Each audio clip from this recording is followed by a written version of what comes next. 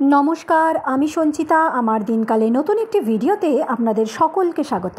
আশা করি সকলে খুব ভালো আছেন, সুস্থ আছেন। বিগত বেশ কয়েকদিন কোনো বড় ভিডিও দেওয়া হয়নি, তার একটাই কারণ, সদ্য ছেলে মেয়েদের পরীক্ষা শেষ হলো। তারপর ছোট্ট করে সারা বছরের ক্লান্তি মেটাতে একটু ছোট্ট করে দুদিনের জন্য ঘুরু, তারপর ছেলে মেয়েদের রেজাল্ট বেরোনো। এই নানান রকম ব্যস্ততার মাঝে, ভিড়ের মাঝে ভিডিও ঠিক যদিও জিনিসগুলো ছিল, কিন্তু ভয়েস ওভার দিয়ে ঠিকঠাক রেডি করতে পারিনি। তাই আজ আমি যে ভিডিও আপনাদের কাছে নিয়ে এসেছি সেটা বিগত বেশ কয়েকদিনের পুরনো মানে বলবো বছর পুরনো, অর্থাৎ গত বছরের পুজোর ভিডিও। যে ভিডিও আপনাদের এখন চোখের সামনে ভাসছে সেটি 2024-এর পুজোর আগে আমাদের মেয়ের নাচের মিশের স্কুলের নটরাজ নৃত্যকলা কেন্দ্রের তরফ থেকে প্রত্যেক বছর যে আগমনী উপলক্ষে অনুষ্ঠান হয় নাচের, তো সেই নাচের অনুষ্ঠানের দিনই এটা তোলা, অর্থাৎ 6ই অক্টোবর 2024-এর এটি একটি সন্ধ্যার অনুষ্ঠানের ঘটনা।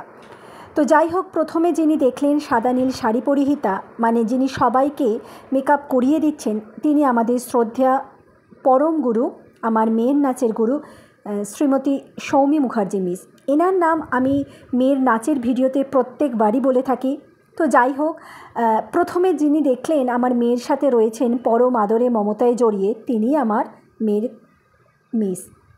তো আমরা প্রত্যেক মায়েরাই এতটাই ভালো বিউটিশিয়ান যে মেয়েদেরকে সাজিয়ে নিয়ে যাওয়ার পরও বাড়ি থেকে উনি শেষকালে ওনার হাতের গুণ বলুন বা বলবো মেকআপ আর্টিস্ট, মানে নাচ করতে করতে উনি অনুষ্ঠান করতে করতে এতটাই পরিপক্ক যে আবার টাচ আপ করে সমস্ত ছাত্রীকে ছোট বড় নির্বিশেষে সকলকে আবার পরিপূর্ণ মেকআপ করিয়ে দেন। দেখুন, প্রত্যেককে ধরে ধরে, সমস্তকে ধরে ধরে চোখ ভুরু এঁকে দিচ্ছেন।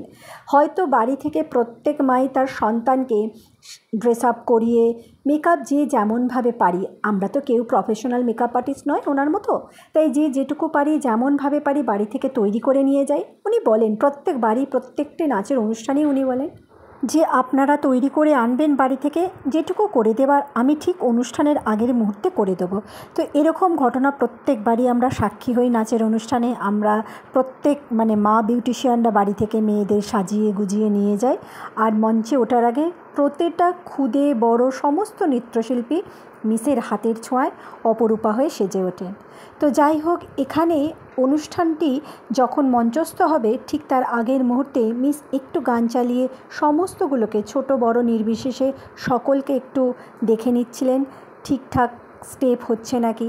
আর এই অংশে আমার মেয়ে আর আমার মেয়ের বন্ধু দুজনেই আগমনী ছিল যেহেতু, তো সেই রকম গান শুনছিল, ওরা গানটা সাথে গাইছিল, কিন্তু যেহেতু ভিডিওটা দেয়া যাবে না গানের, তো যার জন্য ওদের গানের অংশটাও আমি দিতে পারলাম না, যেহেতু ফোনে সেই গানটি চলছিল। নাহলে খুব ইচ্ছা ছিল এই অংশটুকুকে রাখার। দুটো ছোটো ছোটো বাচ্চা আগমনীর গান গাইছে, এখানেও তাই শেষ মুহূর্তের প্রস্তুতি চলছে, এবার উঠবো আর কি মঞ্চে, তো সেটাই মিস দেখে নিচ্ছিলেন। এবার আমার মেয়েদের ছোটদের বাচ্চাদের গ্রুপটা রেডি মঞ্চে ওঠার জন্য মিস সকলকে লাইন করিয়ে দিয়ে দাঁড় করিয়ে দিয়েছেন, যেমনভাবে সিরিয়ালভাবে দাঁড়ায়। তো হলো নাচ শেষ, এবার বাড়ি ফিরে যাওয়ার পালা। গ্রিন রুম থেকে বেরিয়ে পিছনের রাস্তা দিয়ে আমরা চুঁচুড়া রবীন্দ্রভবন, এটা যারা আমার বিগত ভিডিও দেখেছেন বা আমার মেয়ের নাচের ভিডিও দেখেছেন তারা হয়তো অবগত আছেন, বা যারা চুঁচুড়াবাসী তারা অবগত, এটা চুঁচুড়া রবীন্দ্রভবনের অংশ। তো বেরিয়ে আবার বন্ধুরা আসছিল বলে সামনের গেট দিয়ে গিয়ে, যাই হোক এবার বাড়ি ফেরার পালা। বেশ রাত হয়ে গেছে, লোকজন খুবই কম। আজ তবে আসি, আবার দেখা হবে পরবর্তী কোনো ভালো ভিডিওতে। আপনারা সকলে ভালো থাকবেন, সুস্থ থাকবেন, আর আমার ভিডিও যদি ভালো লাগে কমেন্ট করবেন।